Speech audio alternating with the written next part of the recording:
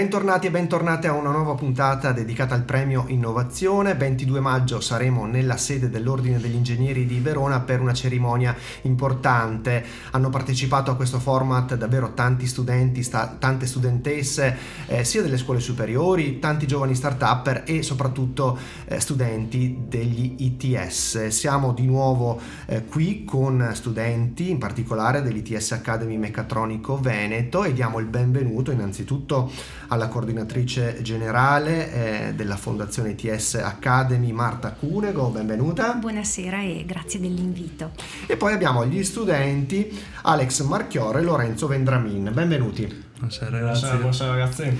Allora, parliamo di un progetto importante che ha come elemento l'acqua, ma prima di arrivare a una presentazione di Waterflux, che questo è il nome del progetto, ricordiamo appunto ITS Academy, questa bella realtà, questo percorso di formazione importante che in sede regionale conta ben 18 corsi in diverse sedi. Esatto. Insomma, ben articolata la proposta formativa.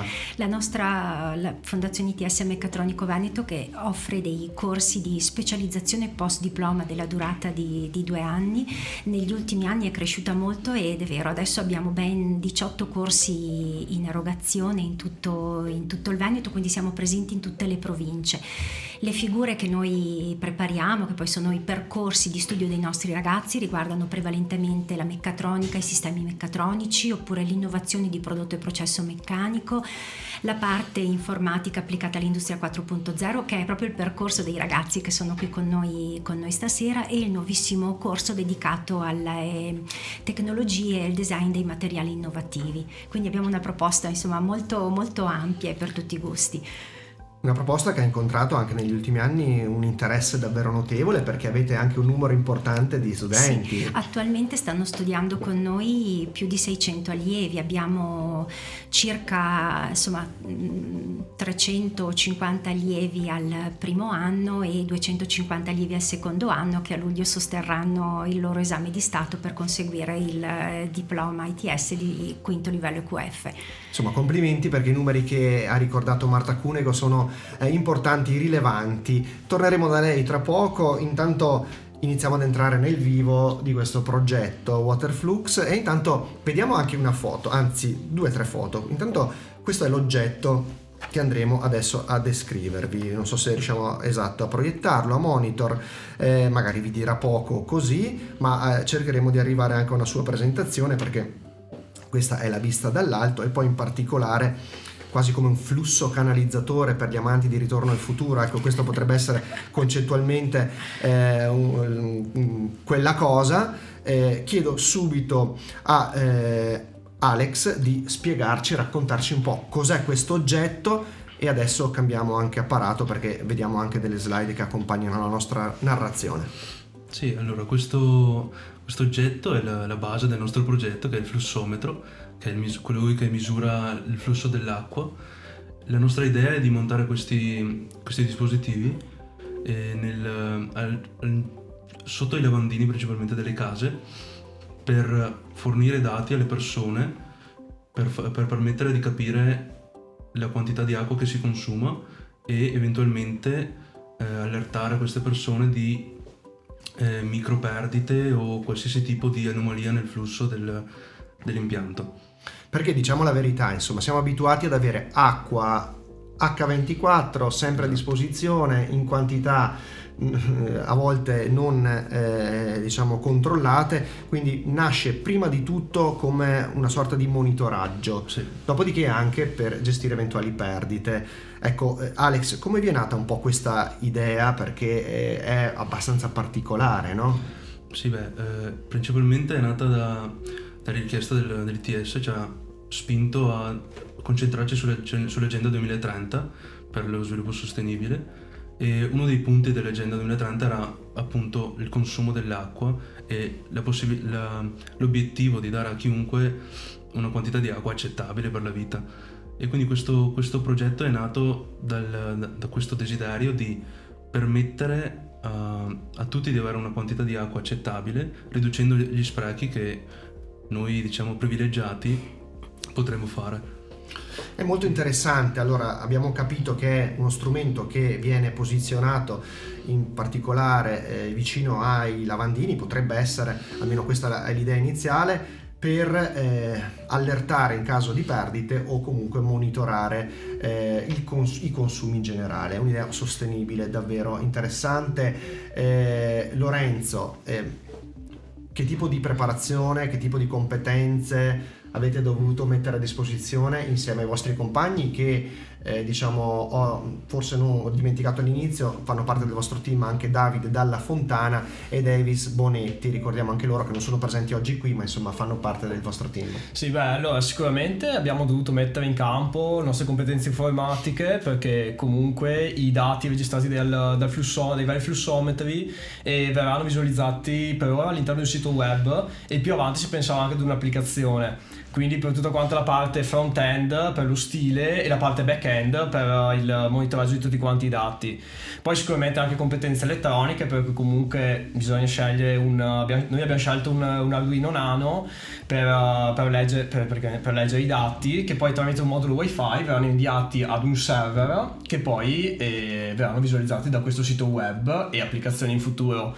Poi abbiamo dovuto anche mettere in campo competenze di disegno 3D per fare ad esempio i rendering che abbiamo appena visto e per presentare il nostro progetto. E poi abbiamo anche scoperto delle nuove competenze, cioè quella dell'organizzazione al lavoro, e ci ha permesso tramite dei daily scrum di capire a che punto era la fase del progetto, quindi ognuno aveva dei compiti da fare durante la giornata, e ogni volta che ci trovavamo praticamente potevamo capire a che punto era il progetto. Qui vediamo la foto, la rivediamo ancora, sì, ingrandita, ingigantita, questa scatola sostanzialmente, immaginiamo che nei buchi laterali passino, sono destinati per l'acqua, per il passaggio dell'acqua, giusto? E l'elettronica inserita serve proprio per il monitoraggio. Ecco, un'idea che potrebbe avere anche un risvolto di tipo economico, nel senso che oltre a non sprecare acqua per una questione ambientale, bisognerebbe evitare i consumi anche per una questione monetaria. Esattamente. Qui ci sarebbe la possibilità di calcolare per fasce orarie, per stagionalità, insomma tutti i consumi. Sì, allora l'idea di base è proprio questa, cioè monitorare quanta acqua viene consumata con una stima dei costi. Si pensava anche con l'applicazione che ad esempio ogni quanto si decide, ogni fine settimana, ogni fine mese, si arriva una notifica col prezzo stimato in base a quanta acqua è stata consumata. E sempre nell'applicazione, ad esempio, se in una casa comunque l'idea di avere una rete di flussometri, quindi uno per ogni lavandino, si potrà vedere per ogni lavandino il consumo d'acqua o anche giornaliero si può vedere, e così si può capire anche in quali lavandini viene consumata più acqua. Insomma, davvero un'idea molto interessante, perché ha dei risvolti legati alla sostenibilità non indifferenti. Marta, è bello vedere che da un'idea progettuale ci sia un riscontro anche pratico immediato, insomma è un po' il cuore anche del vostro percorso di ITS. Proiettano gli studenti proprio è proprio così. A volte mi piace raccontare l'ITS come un'entità con tre anime, nel senso che abbiamo da una parte la formazione che i ragazzi fanno a scuola, accompagnati da docenti che possono provenire dal mondo dell'università, della scuola o direttamente dall'azienda. Per noi è molto importante questo aspetto. Una seconda anima è quella dello stage in azienda, tant'è vero che il nostro si connota come un percorso di tipo duale. Si pensi che nell'arco delle 2000 ore previste dal percorso biennale, 900 vengono fatte in azienda con lo strumento del tirocinio curriculare o dell'apprendistato di terzo livello. L'altra anima importantissima, di cui questi ragazzi sono testimoni, è proprio l'attività di team working, che è un'attività che viene svolta da tutti i corsi di ITS. E la classe viene suddivisa in circa 4 sottogruppi. Ogni sottogruppo ha come missione quella di ideare, progettare e realizzare un prototipo. Quest'anno abbiamo assegnato a tutti i ragazzi del primo anno il tema della sostenibilità, quindi tutti i ragazzi dei vari corsi stanno lavorando con le idee più svariate nel realizzare prototipi attinenti a questa tematica. Alex, anche grazie a questa esperienza, ma non solo, insomma, guardando un po' il futuro, cosa prevedi per la tua carriera professionale, per il tuo percorso di studi, insomma, cosa ti piacerebbe fare? Beh, l'obiettivo è di essere inserito in un'azienda che mi soddisfa, con un ambiente amichevole e ovviamente piacevole in cui vivere, e il lavoro ideale sarebbe il programmatore.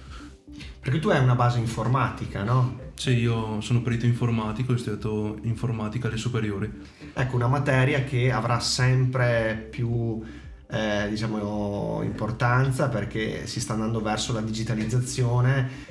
I dati sono molto importanti oggigiorno, no? Assolutamente sì, i dati sono un altro punto fondamentale del nostro progetto, che è il cuore dell'industria 4.0, è la raccolta dei dati. Infatti questo progetto dopo varie modifiche e idee nuove, è stato raggiunto questa idea di raccogliere tutti questi dati per inserirci al massimo nell'industria 4.0. Molto molto interessante, davvero. In bocca al lupo per il tuo futuro, allora. Grazie. Lorenzo, la stessa domanda la faccio a te. Sì, allora io alle superiori ho fatto il geometry e ho deciso di intraprendere questo percorso dell'informatica, perché comunque mi è sempre piaciuto smanettare il computer, e anche recentemente ho scoperto che mi piace molto programmare. Come futuro mi vedo sì, anche io programmatore, spero nell'azienda in cui sto facendo adesso tirocinio, che mi piace molto, un bell'ambiente, colleghi fantastici, e anche diciamo che mi sto dando ben da fare col tirocinio. Anche la professione del geometra comunque si sta digitalizzando molto, Sì, per cui vero. non è escluso che quello che stai facendo adesso sia complementare anche alla base che hai già acquisito con il percorso precedente, no? Esattamente. Ti auguriamo davvero un grande in bocca al lupo, vi auguriamo anche, insomma, alle persone che ci stanno seguendo a casa, Davide e Dennis, che sono i vostri compagni di viaggio, che oggi non sono potuti essere qui, ma insomma hanno fatto parte di questo percorso Waterflux, e auguriamo anche a questa idea visionaria e questo progetto di avere fortuna e di essere immessa, perché non nel mercato. Brevettate l'idea prima possibile, magari, no? Ecco ragazzi. Assolutamente, sarà fatto. Bene, grazie per la vostra simpatia. Grazie a voi Grazie a voi. dell'ospitalità. Grazie a voi. E del vostro entusiasmo, che ci carica davvero anche a noi di Verona Network. Questa puntata termina qui, noi ci vediamo a una prossima occasione, grazie per averci seguito.